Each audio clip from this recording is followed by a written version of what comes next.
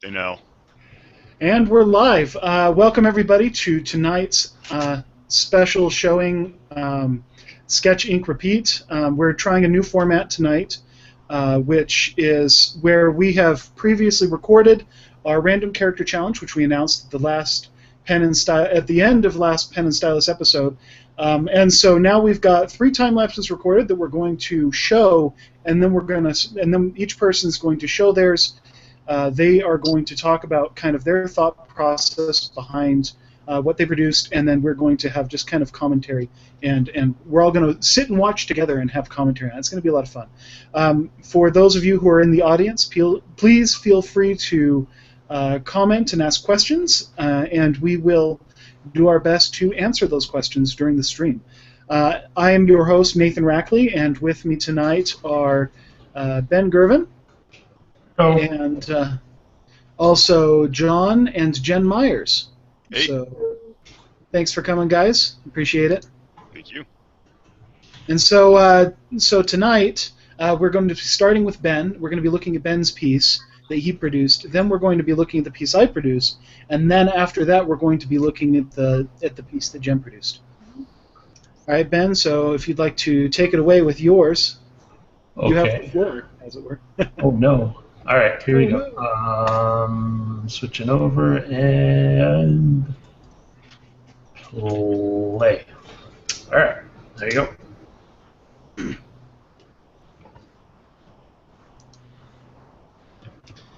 All right, so you did a dual cam setup, didn't you, Ben? Yeah. All right, so we've got someone who's asking what the random character challenge is. This is something that we've been doing for the past several months with the Pen and Stylus group, which is every time we do one of the regular episodes, we also do what's called a random character challenge. We have a generator that generates a random prompt of something to draw. And kind of the point is to just kind of create something out of the top of your head. And then after you've come up with a new concept or something like that for a character, just draw it really quickly.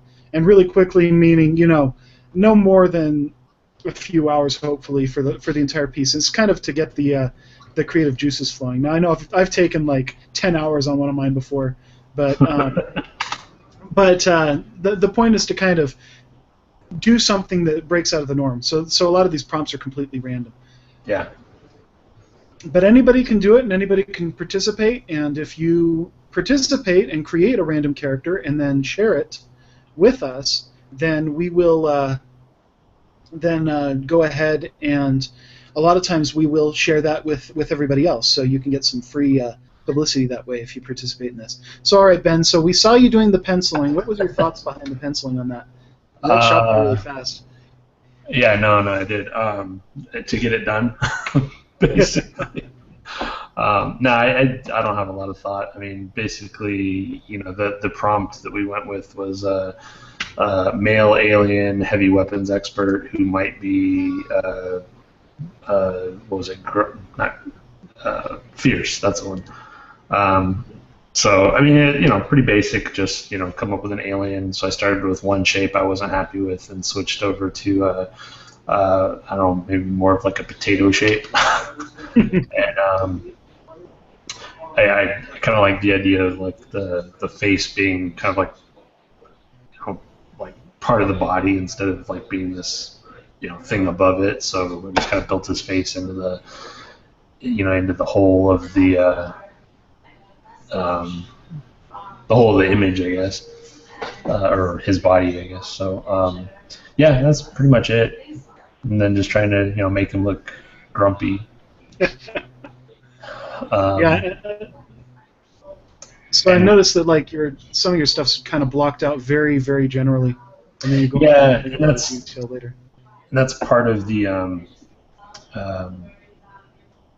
digital side. Once I've kind of gotten used to doing stuff digitally, it allows me a little bit more freedom to work out the details more in inking than really kind of having them all locked down in the pencil stage, which is what I used to do when I was penciling traditionally. Everything would be very tight before I'd ever start inking. So digital allows you to back up, and you're not kind of every line you put down, you're not basically you're not stuck with, so you can kind of back up and try things. So that lets you kind of go back and forth a little bit more than you would traditionally. So you're not like as committed then. Exactly. Yeah.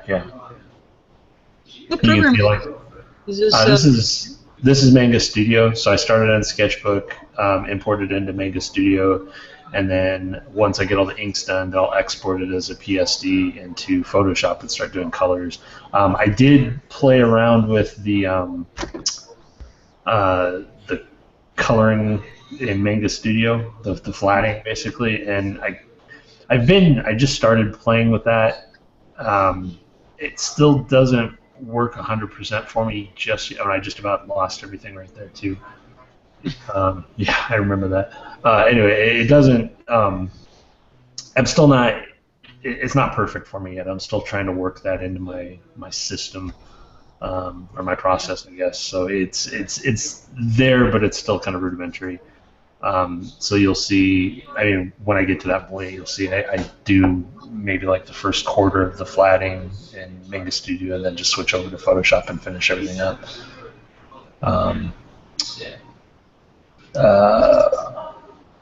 like the way the shoulder stock turned out on that. That's got a lot of nice detail on it. Oh yeah. It's funny because I just, and of course, in retrospect, you think about all these things because you're doing this real quick. But I kept thinking like I needed to make the gun bigger because he's a heavy weapons expert, so it should be this big giant thing. But it's funny because when I drew his face in, I realized I wanted his face to be, or his mouth to be bigger, so I actually just cut out some of the stock to make room for his mouth. Which is kind of funny, but I thought it actually ended up kind of working out okay. So. No, the facial expression's great. Yeah. So you're going back in and adding a much stronger border on objects. That's my thing, I guess. And I ended up putting in these lines that you'll see me doing here, right there. Yeah, ended up doing all that, thinking that I needed some sort of background, something or other, and ultimately I ended up just deciding to ditch them all. But they're in there. I just wanted to kind of make it a little bit more something. So yeah, and here's the flatting. Kind of gives it sort of a manga style kind of speed line, sort of. I think that's what it was, and I realized I didn't do it correctly, so I backed out.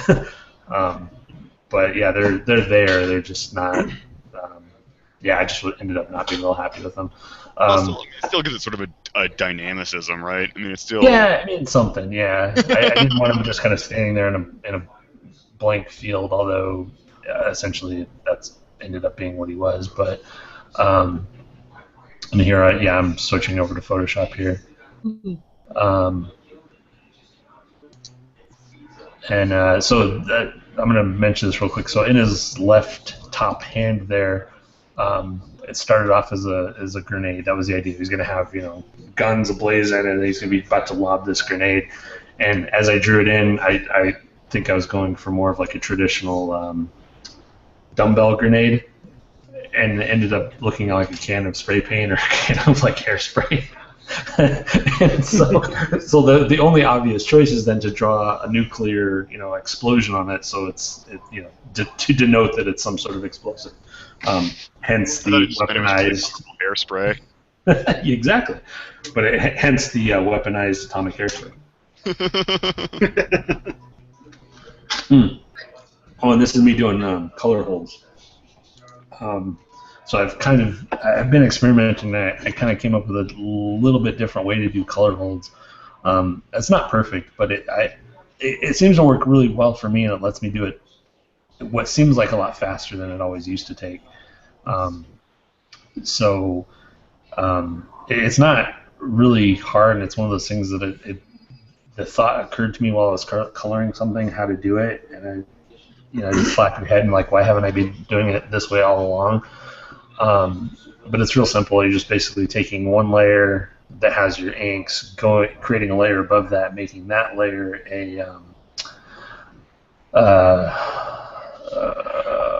what's it called? Oh, dang. can't think of the word. Here, I'm gonna have to pull it up because I can't think of it. What is it when you use one layer to block out another layer? Mask. There you go, layer mask. So basically, I just create a layer mask on top, and actually, I don't. Maybe it's not that. Maybe it's something else. But anyway, it's just really simple. I mean, so simple that I'm like, why didn't I do that earlier?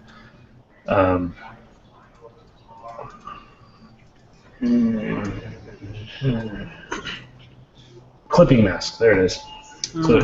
So basically, I just use my ink layer to create a layer above that's blank and call that a clipping mask, and then just go in with a different color and anything that's black that's below it will now be the color that I'm coloring in on the layer above it. So real quick and easy way to do color holds. Nice. Maybe not the best way. I'm sure that there are other people that can tell you all sorts of great ways that it would work better or faster, but I came up with that way the other way, and it saved me a lot of time from doing it the old way that I used to do it, which is go and select all these different lines and color that line and color that line and color that line. And this way I can just literally just kind of color the color I want to make the color hold right on top of the blacks without screwing anything up, basically. Yeah. Now the cool thing about the color holds is how it really softens sort of the high contrast in parts of like the skin and stuff like that. Yeah, and I'm getting like how you discover a trick and you start using that trick too much. I'm kind of doing that a little bit.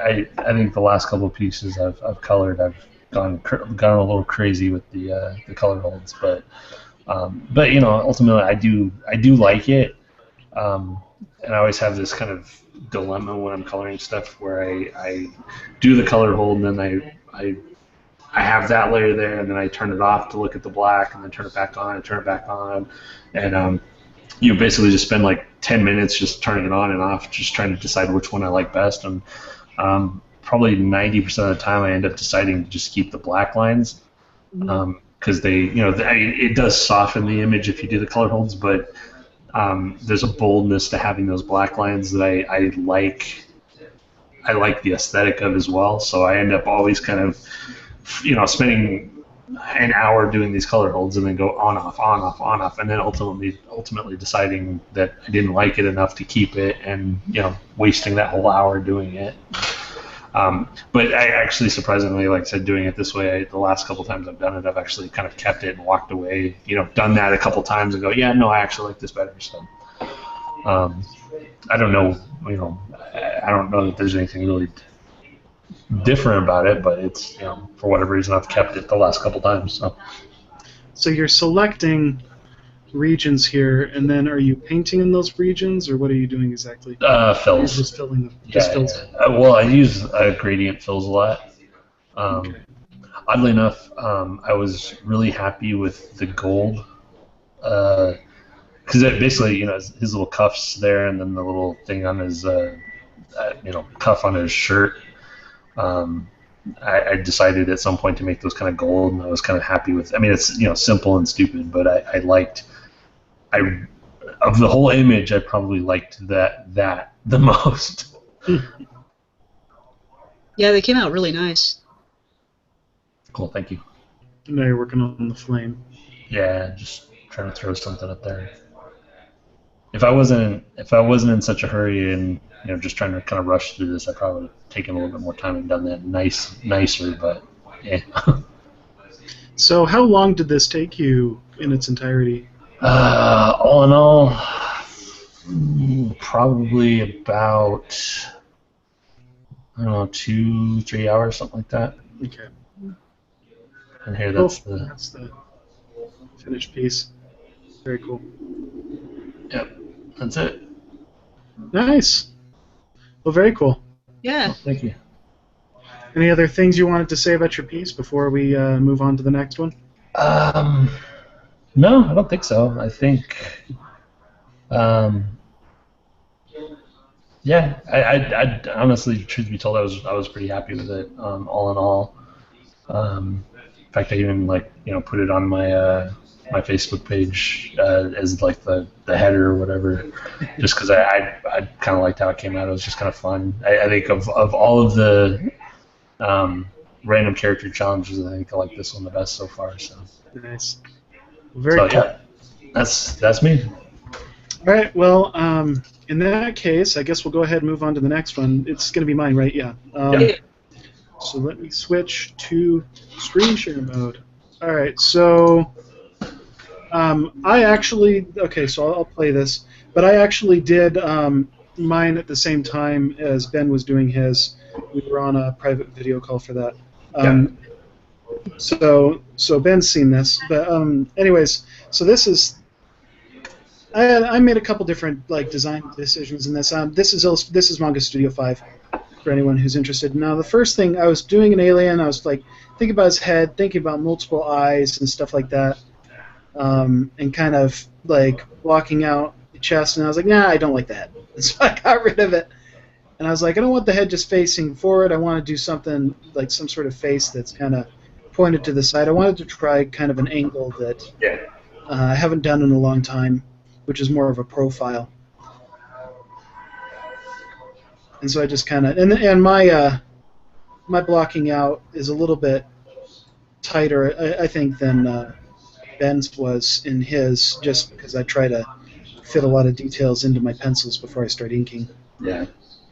So building up his face, eyebrows, reworking the eyes.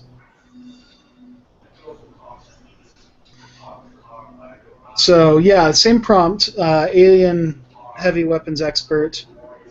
So the first thing, the main thing I wanted to do is kind of block out his face, his body a little bit, figure out kind of what gesture he's going to be in, and then what exactly he's going to be doing, like what kind of weapon he's going to have. At first I thought I'm just going to have him hold a pistol, but then I decided, no, I'm probably not going to do a pistol. I think I'm going to, instead of having something sticking up, I'm actually going to have it going more like a rifle that's going over his shoulders. So here in a second, I changed the angle of that. That's the nice thing about working digital. See, I didn't have to redraw his entire arm. Yeah. I was just able to select it and move it. And so now I'm kind of blocking out the rest of the gun, giving him some shoulder armor, fixing some angles and stuff so that things line up properly. Making it a thumbhole stock, I decided on that, and then adding some tactical sights, rails, blah blah blah. Guns with lots of doohickeys on them. That it's from the future, right? Yeah, it's futuristic if it's got more crap hanging off of it, right? So so just kind of going in, saved it, made sure to save it, or I realized I hadn't saved it after I'd done the penciling. I was like, oops, bad idea. Then I go in and just start inking. Now I'm inking Vector in Manga Studio. And I'm just using a brush to do the inking on this, a Vector brush.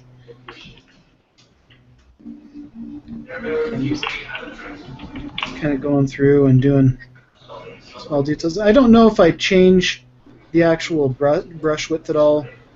Maybe only a couple of times. I try to keep the tools, when I'm inking, a lot of times I try to keep the tool set, or the tools I'm using, as small as possible, so that things are kind of consistent. But what I do like doing, and you can see on the neck a little bit, is I will actually switch between black and white ink. If I want to add some sort of extra area of definition, I'll go back in with white ink and go over the black. So, are you doing white ink or are you doing transparent ink? In this case, it would be transparent. Okay. Because Manga Studio will do that. But if you were inking traditionally, it would actually be a vial of white ink that you have sitting there. There's not. Well, I'm just saying that because it does kind of matter in the fact that yes, Manga Studio will actually do transparent. It's one of the few programs that actually does that, which is kind of sort of awesome. Yeah, it's one of my favorite features in Manga Studio. Though you can achieve the same effect with white in another program by just setting the layer to multiply. Yeah. So now, I flipped it over. See, I like rotating the image so that they've got better ergonomics. and I can get some of these arcs a little bit better with my wrist when I'm freehanding these lines. Yeah. I've discovered the joy of using more of the rulers in Manga Studio, but for the sake of this challenge, I was doing pretty much everything freehand. You'll see me pop in some rulers later on when I'm working on the gun, just because there's so many straight lines. Yeah. But for this stuff where it's big and it's kind of a little bit organic and slightly curved, those are all freehand. So I'm also using the Vector Erase 2 line point tool to do the hatching. Yeah, I noticed and stuff. that. Most awesomest tool ever. Oh, that's one of the biggest time savers I've found in digital inking. Wait for it. Wait for it. Damn you, McCraney. Have you seen his new I'm just messing around learning how to paint thing? Oh, God. That guy is awesome. I know, he keeps raising the bar. I'm like, gee. I know. I know. That's some fabric folds, curves. Well, we don't even need to mention the fact that he actually pulled off 100 pages. Yeah. He pulled off 100 pages in a couple months. Monster. That's dedication right there. Yeah. That is. Yeah, I was real happy with your pose on this, Nathan. I thought that came out really nice. I like the profile on his head. So I'm doing a little blocking out his hair, giving kind of a ponytail. Yeah. Some things I decide to add later, obviously. Just kind of ink the hair. Hair is always challenging to ink, I think. Yeah. At least for me. I either do it as like one big mass, or it's a scrambled mess like this. I'm just kind of filling in those areas a little bit, and then I go back in with the transparency. I selected transparent, and I'm going back in with the transparent to kind of give it a little more texture. Yeah. And I'm going back in and filling in some of these other areas. And I think here's where I start doing the gun. Okay, so I set up what's called a parallel line tool. And so now, or a parallel line ruler. So now I'm doing all the lines that are along the axis of the main axis of the gun. So now all those lines are perfectly aligned, which saves a ton of time. Now I'm moving that around, and now I'm doing some of the cross lines going in there. The little purple thing, if you can see the purple thing, that's it's really thin, so you might not be able to see it, but it's the parallel line tool. And so now I'm going in, the magazine, the back of the butt pad for the weapon, front sight, into the barrel, hand guard. I think I paid way too much attention to the actual firearm. Like I almost spend like more time working on the firearm than actually like inking him. I know, I It's did. kind of funny. I was like, big gun, and so here, I'm just going through and adding a little bit of shading. Yeah. Stuff. Now these are freehand lines. I've turned off the ruler, so I can give things a little bit more dynamic definition. I mainly use the rulers for doing like the general lines where things would be, and then I go back in and add a little bit of a organic feel by freehanding some stuff. So now here's his I have this thought to make kind of the trigger something that like it's like for an alien hand, so you just have to grip it. Yeah. And it's like really big. Like some sort of weapon designed for different kinds of aliens to be able to fire. Yeah. And so he's just kind of holding it. He's not shooting right now. Unless there's like some alien ship behind him. I guess then he'd be like shooting behind him. Should have done some sort of muzzle flare coming out of the back. It'd be really funny. Over the shoulder. Achievement unlocked. So I'm just going back in, adding some more shading, adding some other lines, then bolding up the edges, kind of like Ben does a little bit. Yeah.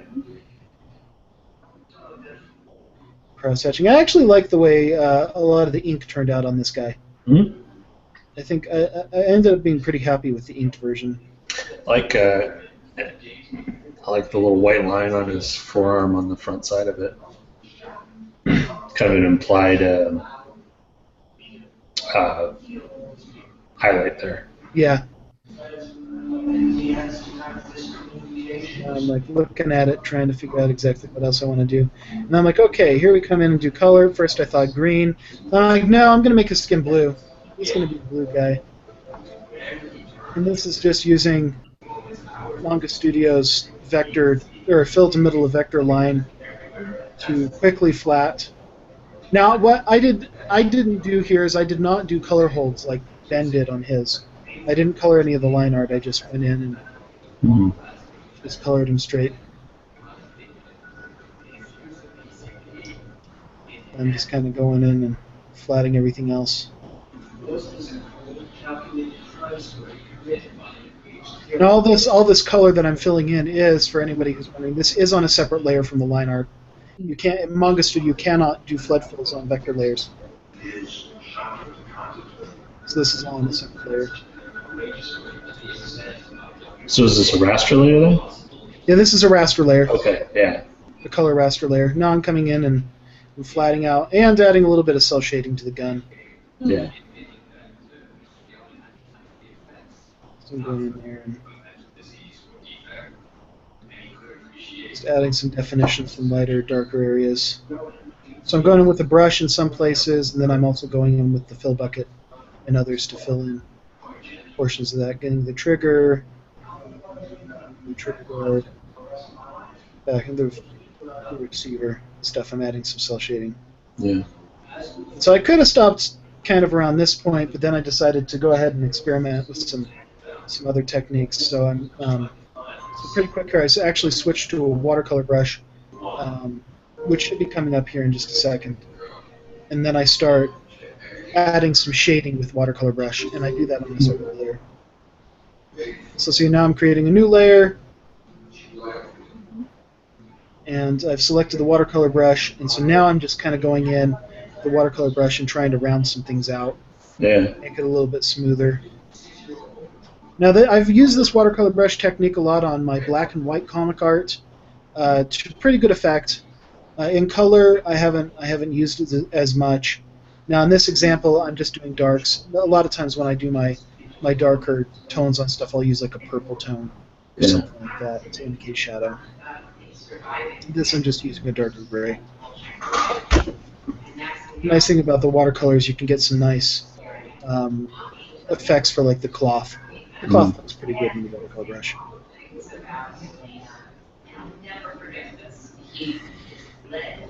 Make the armor look a little bit like a ceramic-ish. Less of a metal and more of a ceramic. Yeah.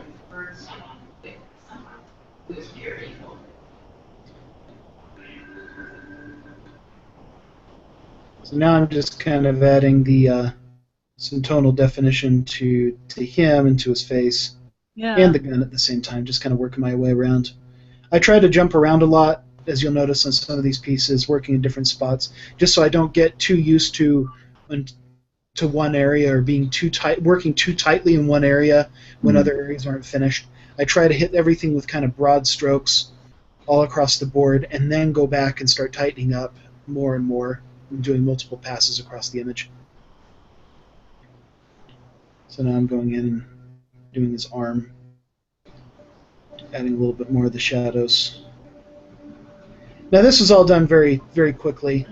So that's I essentially decided, okay, I'm done with the shadows. Now I'm just going to do some highlights. I do the highlights very bright, and then I actually decrease the opacity on the highlight layer after the fact. So I'm just kind of doing this so I can get kind of the edges, back reflections, stuff like that. And so it's very bright, so I can see where I've put everything. And then I go back in, and then I adjust the opacity or do another wash on top of it to smooth it out a little bit. Just kind of going in. And those highlights on the outer edges kind of hint at more of a round shape. Yeah. Do a little bit on the gun, just a little bit, to knock out some of those edges. And I'm adjusting the opacity, looking at it a little bit. Then I'm going to come in here and I'm probably I'm going to be working on the background, just real quick, kind of gradient fill. in the background. Signature. Add a little bit of texture to the background. And I export it.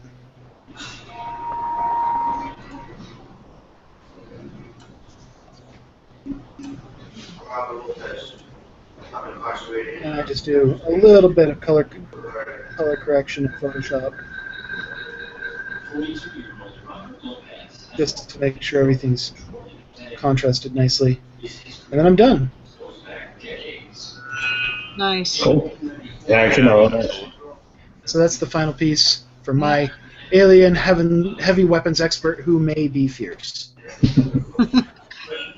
So that's mine. So I guess we're ready to go on to Jen's. I really don't have much more to say about this guy other than that he was a lot of fun to kind of design and do. And I tried a bunch of stuff that was breaking out of my comfort zone on the character. Now I did not do the color holds on him, which is probably something I could have done on his skin, especially to. Well, it's like I said. I mean, it's kind of hit and miss. I mean, you could, and it might have looked different, but did it need it? No, not really. And that's one of the trade-offs that I oftentimes run into with the color holds. Is like when I do them, I tend to go overboard with them. Yeah. And I spend almost as much time working on the color holds as I do like coloring a piece, like everything else.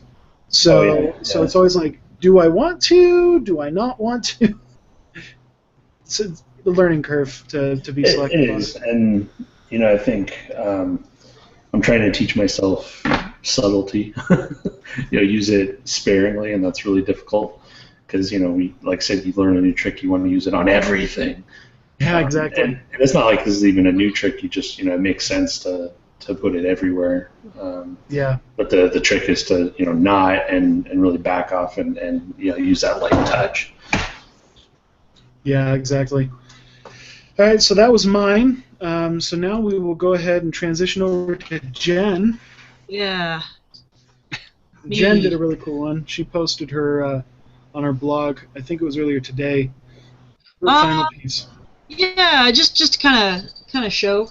And then here we go. We were all supposed to meet last Thursday and work on this, and of course I was playing video games. I forgot to do it. So I got a hold of everybody like a day late, and was like, "Hey guys, what are we doing?" And so this is me trying to realizing, oh my god, I don't know what guns look like. And I'm like hard. I know, and I'm like, okay, what would be really cool in 40K, like what would be really cool? And so I started thinking these big old like machine guns that would strap, you'd have to wear straps to carry, and you have to set them down. And I ended up looking up a bunch of different gun shapes, but they basically all look like a box with a barrel. So I was like, all right, I can do that. Yeah. So it's basically like a leaf blower, but But the blows more than leaves. Which is the reason I like using the leaf blower as much as possible. Yeah, blower. Yeah, so I basically, like you were saying, I spent most of my time trying to draw a gun and, trying to figure out what was this perspective thing that I once learned back in school. I don't know. So. Perspective, I had. Yeah. So this is me erasing everything that didn't work out right, and then going, okay, a gun, that's the important part, right? The thing I spent all my time on, yes. Yeah. And then I got a worm farm, and so I've been dealing with a lot of worm problems going on right now. And so I started thinking, oh, worms, right? They're kind of weird and alien. So, and they're easy to draw. So I was just like, all right, I did the hard part, drew the gun. Now I'm just going to draw something easy. So earthworm bodies.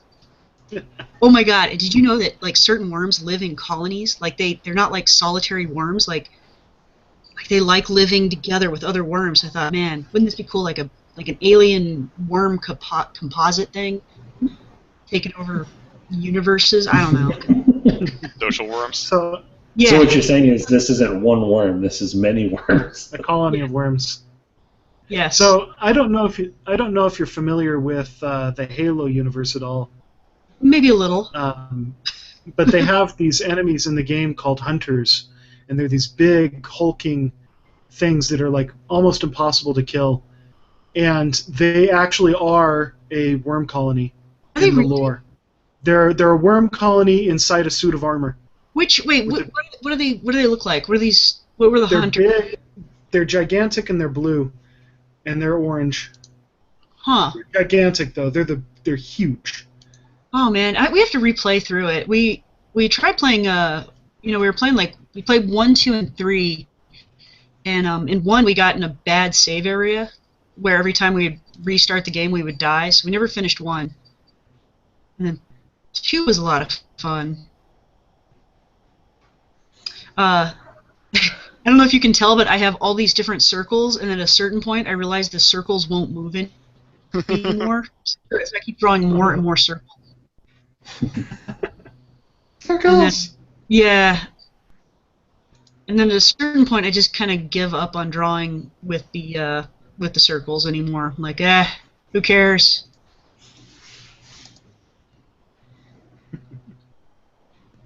So, it's funny because you had mentioned this a bunch when I was doing the terraformer stuff, but you kept saying how you liked all my little bits and baubles, and I was throwing in the back of like buildings and stuff like that, and I'm like, all I'm looking at is all the same bits and baubles that I can.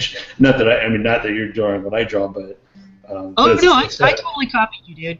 No, but it's basically just like we need something here, and what if we do it here?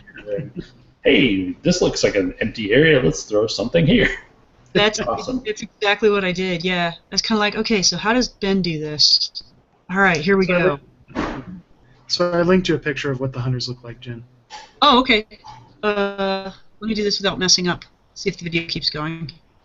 Yes. Woohoo! Which Halo are those guys in? All of them. Really? Those guys. Yeah. I totally don't I remember hate them. those guys. Yeah. So they're supposed to be worm colonies. It's really cool. That's pretty. Though. Yeah. I did not know that, but that is pretty cool. Yeah. So yeah, this took me about. I know you guys didn't spend that long on yours, but this one took me about 4.5 hours, is what it came out to being. This is sped up look pretty. at the background when it's done. Jeez. Yeah, your background is gorgeous. We'll see it. We will see it. Yeah, you'll see it. And I'll tell you what happened with that too. So I'm loving the texture Yeah. in the ink. Yeah, I've discovered like the older I get, the fewer straight lines I can draw. So I'm just like, well, draw everything squiggly. Yeah. Woohoo! Yeah. Well, it specifically works really well for worm bodies. It does. Not so well for heavy machine guns, but whatever. Yeah, That's what rulers are for. I did use the parallel rulers, like you were using. Mm-hmm. Am I talking too loud? I feel like I'm talking. Oh no, you're fine. No, that's fine. Okay. And that's something I think that's important to note is, if the tool is available, use it. People, when you're inking, drawing stuff in real life, you use a ruler. It's okay to use a digital ruler too. Yeah. Yeah, I guess I don't know that tool, so I have to figure that one out. Yeah. Because I was like watching that going, ooh, I can do that. I've been using on my latest graphic novel stuff. I've been using parallel curved ruler in Manga Studio, where you can Cool. parallel curved lines, and I'm using that to do some of my hatching now because it really increases my speed on my cross hatching. That's cool. Are you inking on a raster layer or a vector layer? It's probably raster. I don't. Okay. That must be why you can do the fills, because. Yeah. Okay. I'm pretty sure she's inking on a raster layer. Yeah, I've never felt comfortable doing the vector one. Yeah. But I sort of have the tools in Manga Studio where I like them, and I'm like terrified of screwing up the settings. Yeah, you get to your comfort zone, and then you get what works. See, and that's a big thing. Is like you get your tools and you get everything to what works, and then you stick with what works. And every once in a while, you find something that improves your workflow a little bit. Okay, so here's where I went insane. At first, there was going to be no background, and then I was like, oh, I have to put a background. I'll just put a tree. I'll just put a fern. Okay, I'll put a tree. A tree? Yeah, and I'm like, okay, well, I'll just add another. This is actually, Ben, you'll get a kick out of this. This is actually 3 layers now, or 4 layers. I've got the Oh my gosh. front layer, the ink and background layer.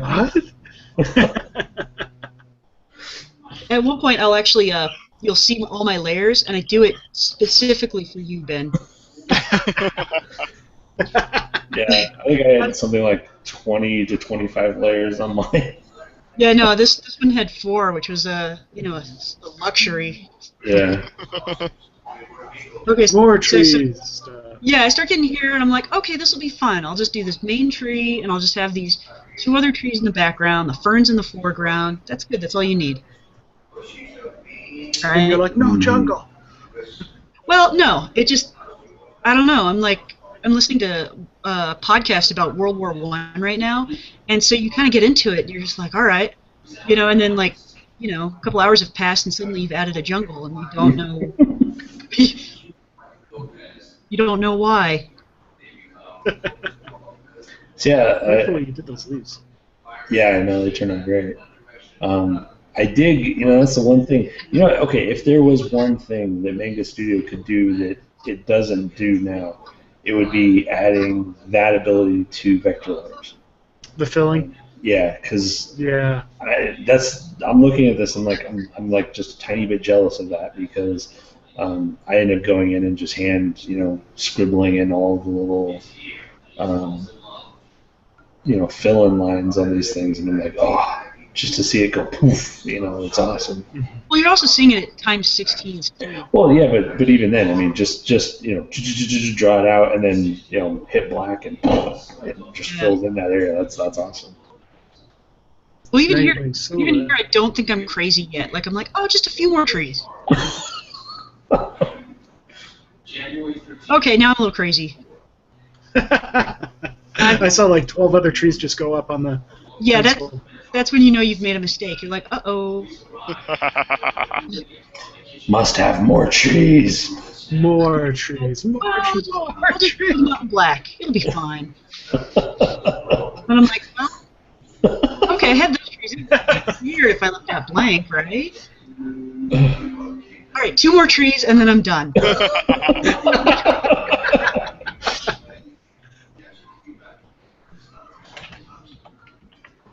Draw this out. It'll be good.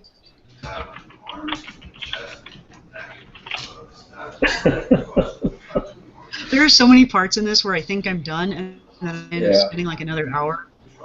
More. This is reminding me of that piece I was doing for my graphic novel where I kept drawing the trees. Yes. I kept zooming in. I kept zooming in. And it was a vector layer, and I kept doing finer and finer brush, and then I realized that I was inking I was inking entire trees that were smaller than a pixel. Yeah. Couldn't see the forest for the trees. Yeah, and right here I'm like, okay, we're just gonna embrace this. No. Crazy. Damn.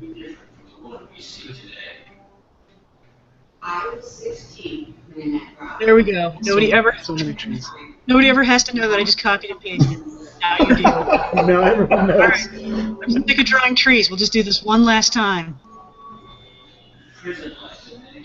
Now comes the coloring. So how are you knocking out the trees in the foreground then? I'm not. I'm just copying and pasting them. It's a new layer, and then I'm just copying the layer below it. And then I actually thought I was done, and then when I zoomed back out, I was like, oh, I didn't do the sand. So I'm putting in the sand here, but I'm not. I do forget to sign my name. I'm like the worst. But yeah, so I'm actually like, I think at one point there was like 5 layers. Oh yeah, this is for you, Ben. Oh my gosh. But no, I just copy it and then I merge it and then I or cut out the bits that'll cover everything else and then So are you still in Manga Studio here? Nope, now we are in Photoshop. Oh, okay, I didn't see the So you pulled it over. And then I realized I have to have What are two you doing different. What's that? Sorry, what was that? Good. What'd you say, Nathan? Oh no, I was just gonna ask. I was asking what you were doing with the flesh tone for the tentacles or the worms. Yeah, they're just. I wanted two different browns. Like it doesn't really matter. I just wanted two different ones, and then I actually find out later that they're too similar of a color, so I end up having to change them. But they're just. These are just my flats. These are just to make it easier for me to, finish. So I think it's interesting that you chose such a bright red for your base color. Is that so that you could see where you hadn't done your flats yet? It's actually a habit from traditional painting because I tend to start with traditionally.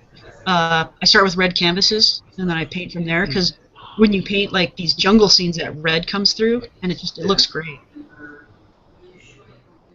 And then here's where let's see, I have 3 different colors of metal going on right now, and I'm about to try to find a 4th one, and I choose one that's too close to that other light one, and I regret that, but that's whatever. It's just a flat. Who cares? Yeah. Mm-hmm.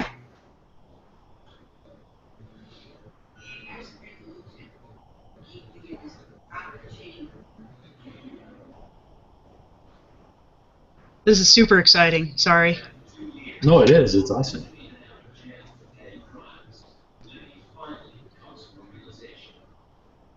It's the thing that's nice about doing it this way is we can actually watch each other work. Yeah. Usually we're doing, we're focused on the actual, screen in front of us, not looking up, seeing what everybody else is doing. Yeah. So now I actually get to see your process, and also the other benefit is that the audience can see stuff kind of sped up with commentary while you're doing it. More concentration on the artwork. Yeah. What did you use for references when you said you were looking up stuff for the gun? I ended up with some stuff from Borderlands, some stuff from I think there's is DOAPA a modern gun game? I don't know. I just found a bunch of stuff. Yeah. Oh. And then I just kind of realized that, like a leaf blower is then this is me actually on the color layer, like the actual what it's going to look like. So how do you do that texture thing? What are you doing for the texture thing? Is it a brush? Yeah, I'm just grabbing weird brushes, and I'm just kind of putting them on there, and I'm letting them do whatever they want. And the only rule for it is that it has to be in a selected area. So I'm switching between like the flats to select things, and then the bottom layer to actually affect things. So are they like grunge brushes that you've built up over time, or? Yeah, actually, they're all from Darkon or Dracon. Oh yeah. Yeah. Okay. And he has a free library of brushes, and that's pretty much all I use exclusively. Is he's just got these great brushes. And that's a word to the wise. Obviously, know how to expand the products you're using, because a lot of times they're really cool tools that people have available for stuff, right? Mm-hmm. Brushes and other things. Yeah. Though sometimes the default brushes are awesome. Yeah. Yeah. That reminds me, I need to look at the... This is me trying to adjust colors, and I don't know how to do it.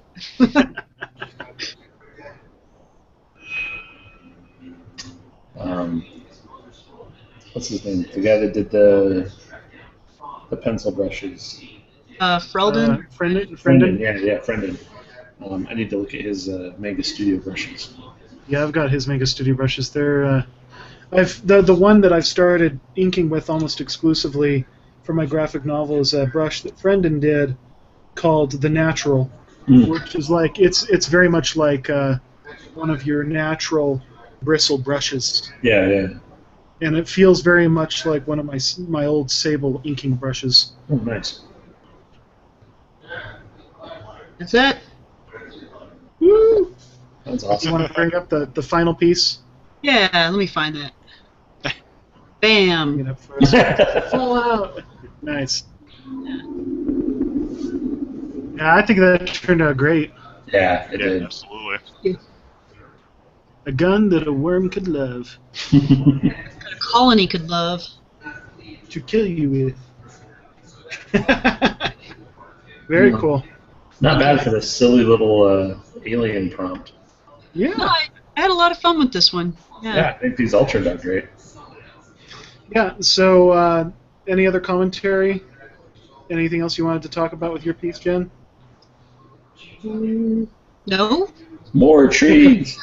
Yeah. More trees. I guess I need to start trying to push myself because I'm really comfortable with this style of doing the inks, the pencil, ink, and then coloring the way I do, and I need to expand how I Yeah. like McCraney paintings. Oh.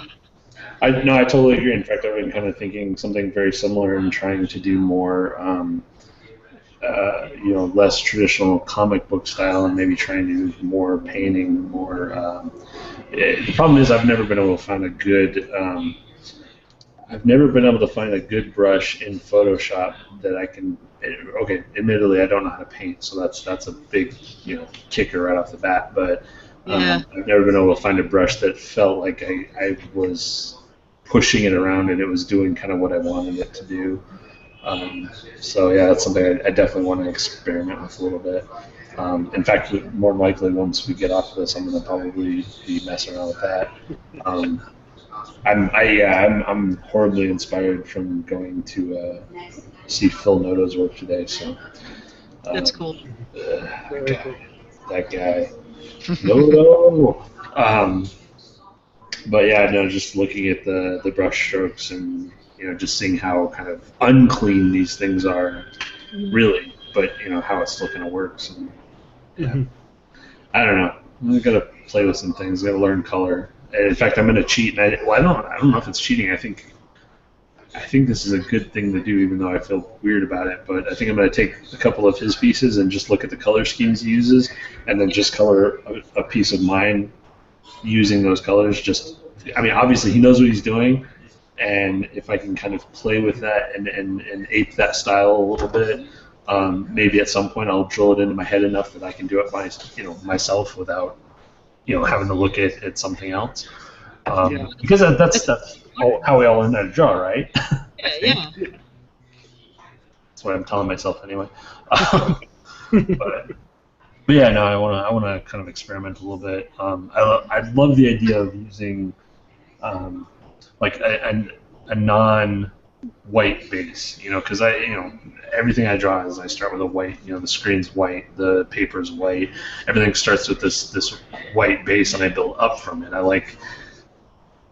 really like the idea of having something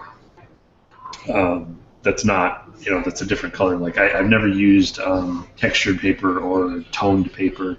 Oh wow! Because it scares the crap out of me. Because it's like, oh, I don't have a white. I don't have that base to work from. It's great stuff. Like if you can find toned sketchbooks, they're super fun to work with. Yeah, and I've seen them. I was actually at the art store just 2 weeks ago. And I'm like, I had one toned book up and one white, and I ended up putting the tone down and getting the white. And I'm like, but it's intimidating still. So I just need to play around with it. It's comfort zone. Oh yeah, absolutely. I mean, one of the things that I loved when I was when I took one of my drawing courses at the university was that we had to get this standard drawing supply kit, but we show up to class. And she's like, okay, get out your drawing supplies. So everybody gets out like their paper and their pencils. And she goes, no. Putting your pencils away. Everybody's learning how to use charcoal in this class. And we're like, what? And so for the entire class, she has us doing charcoal illustrations. And so we start off doing white on or black on white, but then later on she has us doing stuff like we had to make our page gray. And then start from a middle gray, and then she'd give us really dark paper, and she's like, okay, here's white charcoal. Now draw something with white charcoal, and then and all of us were incredibly uncomfortable the entire time with using the material because none of us, a lot of us, I draw with pencil or I draw with pen or I draw with ink, and it was, and this charcoal thing was like, we haven't really used charcoal, but by breaking us out of the comfort zone. We were actually able to look at things more objectively. Oh, I did the exact same thing. I took and the one and only real art, college art class I took, it was all almost 90% charcoal, and I had never used charcoal because it's messy, and I don't like. Yeah. I'm a really.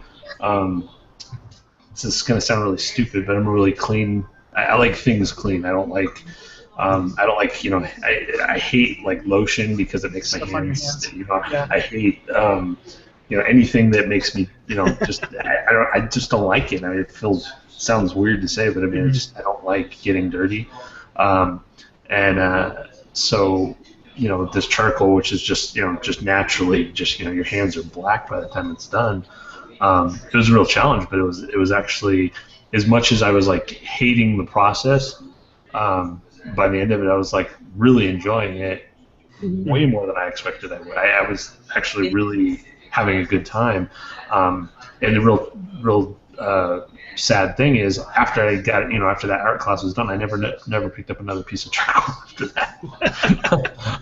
Yeah. So it's like you do this thing, you force yourself out of the comfort zone, and you're like, I should continue doing this, but I never do. So.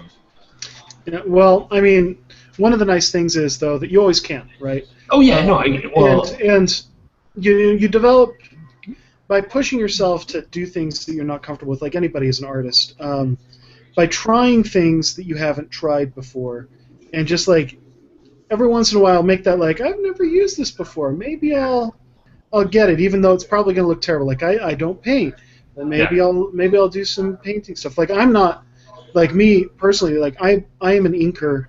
I do pencil and ink. I don't do color, and that's not a thing that I do. And so every time I do a color piece, I'm a little terrified of getting the colors and stuff right, because I just don't do it enough. I don't do it often enough to feel comfortable doing color quickly. And so like one of the things that ends up happening with me is, can I get out quality like somebody else? Well, maybe, but the thing is, it takes me absolutely forever to get out a piece, a final color piece. Yeah, and I think you and I are kind of in the same boat. And I think the interesting thing is we have Jen, who is actually would it be wrong to say classically trained, but you were actually trained. You took the art classes. You did the color theory. You learned all these things, which is awesome because like that's all the information I want to have. And I've kind of challenged myself, over the next couple of months, is I really just want to hammer color theory into my head because it's not there, which doesn't mean I don't know how to color things. It just means I'm completely instinctual. I will throw colors at it until I find something that somehow meets an aesthetic that's inside of, that I like. I don't know why it works, but I know it works. I wish that I had that. I know why that works, so it wouldn't take me so long to get there. I can know if I put a blue here, red here, it works. I just don't know. I mean, like I'm literally like paste, fill, no, fill, no, literally just throwing colors at it until I find a combination that works. Trial error. Yeah, I actually do that too. Like, because I know color theory, but like I kind of just kind of don't care. Well, but no, you're right. But I mean.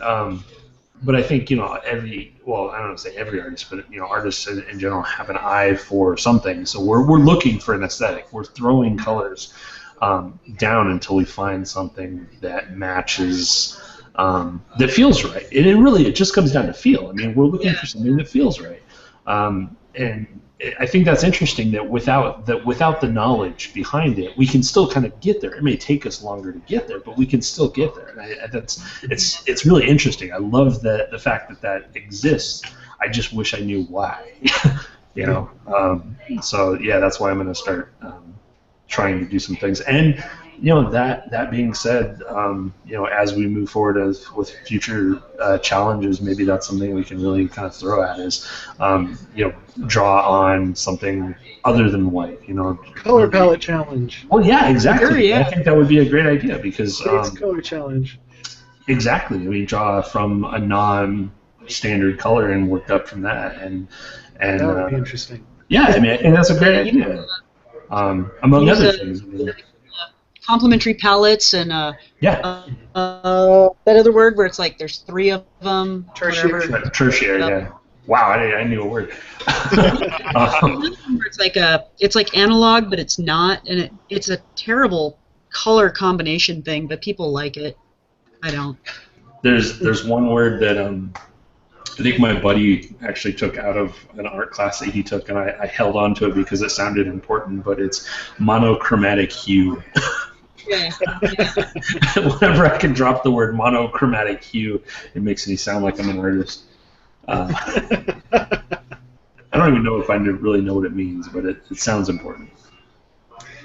Yeah. You know, a great way to. Oh, just Go ahead, John. real quick. There's a website. If you just Google like Color Wizard, and it's called colorsontheweb.com/Color Wizard, and so you go, and it's great for websites. But you go and you just like color here. Let me drag this over here, and I'll screen share with you guys. Or will I?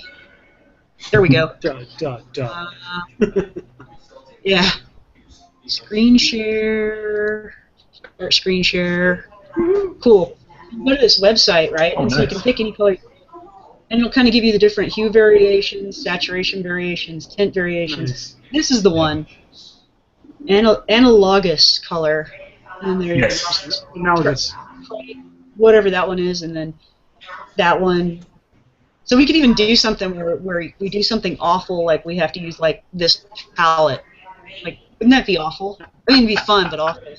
Well, you know, the neat thing is too, we could like literally do 3 and assign each person a color, and there he is. There's your base color buildup. We can do all sorts of. That's the one that has the opposites, and then like it's like a T, it's like a cross or something on the. Yeah. On the wheel.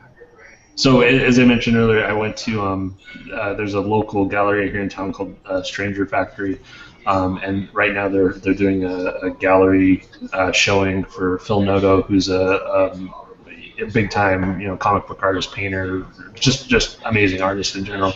So it's nice because I get to go out there. I just snuck away from lunch today and went down there and spent 20 minutes just looking at it. There was only about, I don't know, maybe 10 or 12 pieces, so it's not like there's a huge amount of work there, but I've seen a couple of his pieces there before, and every time I have, they've just been, they're just stunning. And he's kind of one of those, I don't know if he's quite, they always call Adam Hughes a good girl artist, so he's kind of known for drawing, kind of cheesecake kind of stuff. Phil Noto's kind of similar in that I think he's an amazing artist and known for many different things, but I think probably the thing he's the most known for is just really striking female figures, female faces, that kind of stuff. And I think it's probably more the faces than it is anything else. So I assume it's probably okay. I throw up an image in the background. I don't think that would be a problem, right? Yeah. We're not saying we drew it. No. We're just talking about stuff that's kind of influencing us. Yeah, okay, cool. So I'm going to throw this up. So this is one of the pieces I saw today, and this is one that just kind of really captured my eye just because, again, it's not a traditional, I mean, he's basically using kind of 2 colors, but really 3, I guess, is the blue, but just really, really pops. For whatever reason, just really pops. I thought that was really pretty cool, so. And there's a few other ones I'm not going to pull up, but that one just kind of jumped out. So very cool. But it kind of inspired me. Like, why does this work so well? Damn it! Darn it! Dang it! But that's a TV word. It's okay. Yeah. So that's just something I'm kind of inspired right now. So I really want to try and play around with. So. Nice. Anyway. All right. Well, anyways, I guess we can go ahead and wrap up then. I want to thank everybody for coming out tonight. Thank you, Ben, John, and Jen. Thank you. For coming out to the Sketch Ink Repeat show tonight. So this has been a little bit of a different format than previous. A lot of the previous Sketch Ink Repeats, what we've done is we've actually drawn live and fielded questions. And this time it was we drew off screen and then had the on-screen commentary. We thought that we'd be able to share a little bit more about thought process and about the ideas and the concept and the way things are constructed by doing it like this. So let us, for those of you who are watching, both live and afterwards, those of you who are watching the archives, let us know if you like this format, if you don't like this format. We are open to any and all opinions, and as such, let us know if you like this, if you preferred watching the live drawing and stuff like that. Hopefully we can pick something, find a nice medium so that way everybody can have the best experience possible. But anyways, we will be returning in a couple of weeks with our next Pen and Stylus show. We haven't scheduled that yet, but we will post when that stream will be. And for right now, we are planning on doing Sketch Ink Repeat just like this. So any of you in the audience who would like to participate, at the end of the next Pen and Stylus episode, we will post a prompt. We're all going to do the same prompt. We will post the prompt, and any of you out on the interwebs can participate. You can do your own. You can record it. Send us a picture of your version of said prompt.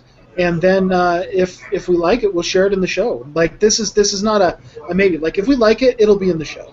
Yeah. We've had a couple submissions in the past, which were awesome, and we look forward to seeing more in the future. So, anyways, thanks Ben, John, and Jen for showing up, and I've been Nathan Rackley, and we will. I'm sorry, what? Oh, Ben Girven. Yeah, Ben Girven. And Jenn Myers, and John Myers, who's like in another room from Jen in the same building. So we will see you guys next time. Cool. Thanks, guys. Bye. Night.